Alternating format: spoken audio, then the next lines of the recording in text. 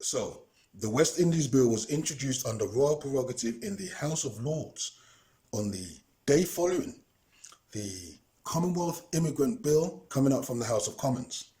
The West Indies Bill itself was very simple. It was to make provisions for new forms of government for certain West Indian colonies. So why did the Privy Council convene to draft the West Indies Bill and invoke royal prerogative to force through legislation? Because the government had passed legislation to stop people of colour settling in the UK. As one MP said, it was a brutal piece of anti-colour legislation. Remember, Britain still had colonies across the world in 1962, and as the colonial power, it could pass any law that it wished pertaining to the colonies. So the Tory government did. They passed a law to stop West Indians coming to the UK, just like that, simply because they didn't want black people living in the UK. But someone in the House of Lords understood the wider implications of such a draconian piece of legislation.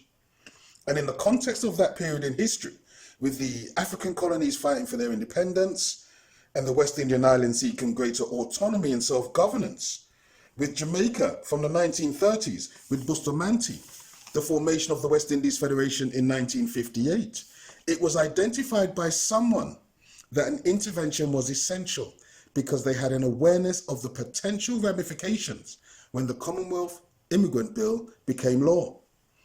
Someone was clear-minded enough to consider the wider implications of the government introducing such a draconian and extreme piece of legislation. Someone was aware enough to recognize the potential political and social impact of telling people in the West Indies that they, and only they, are to be barred from coming to the UK to live. Someone recognized that with the collapse of the West Indies Federation by 1962, with high unemployment and poverty in the Caribbean, that it was an irresponsible piece of legislation. As one MP said, this is the most retrograde bill that has ever been produced in my lifetime in this house. People in the West Indies are in distress, and instead of going to their assistance and helping them, it is proposed to close the door against them. He went on, what puzzles me is that when the bill was brought forward, as it obviously was as a panic measure, did no one in the cabinet ask what was to happen to these people? Did no one ask why they wanted to leave? Did anyone inquire about whether there was enough work or whether we could take industry to them and help them stay at home?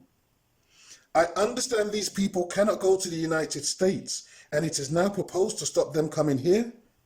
What is to happen to them? Did no one in the cabinet even consider the condition of these people? The answer to that question was no.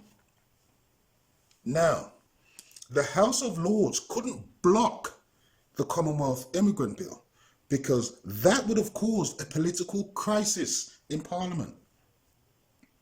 But someone in the House of Lords understood and recognized that in the government's determination to stop West Indians coming to the UK, the government failed to see the bigger picture.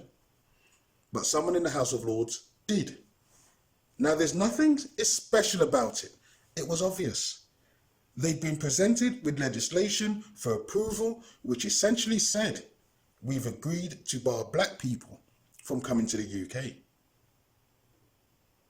Someone in the House of Lords considered the ramifications and understood them immediately because it was such a brutal piece of anti-colour legislation. It was so drastic that drastic measures had to be used. That act, the Commonwealth Immigrant Act, compelled them to act. So they took the right action to the right degree to deal with the issue at hand. They invoked the royal prerogative, the absolute sovereign power that's vested in the monarch, just to impose its will upon Parliament. This is unheard of, in 300 years, because it was abolished under the Bill of Rights in 1688. But they were so compelled to act that they invoked the royal prerogative. And I cannot tell you how, because this absolute sovereign power had been revoked in 1688. This should have caused a constitutional crisis, but it didn't. And I cannot tell you why it didn't cause a constitutional crisis either.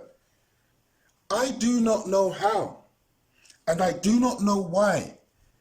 Nobody does. But the fact is, they found a way to use the royal prerogative, because it was incumbent upon them to act. So they rekindled a power. They restored a power that had been taken away from them to enable them to act in the right way, to the right degree, for the right purpose. They found a way to take the right action to the right degree and in the right way. Note, there is no comparable example since 1688 where royal prerogative has been used in this way. It wasn't meant to be possible, but somehow they found a way. They simply took back a power they previously had. They simply stepped back into their power. Power they had before it was taken from them. They found a way. They stepped back into their power. In my next video, I will talk about the West Indies Bill because it's interesting in itself. Thank you for watching. Please share and subscribe. More videos coming soon.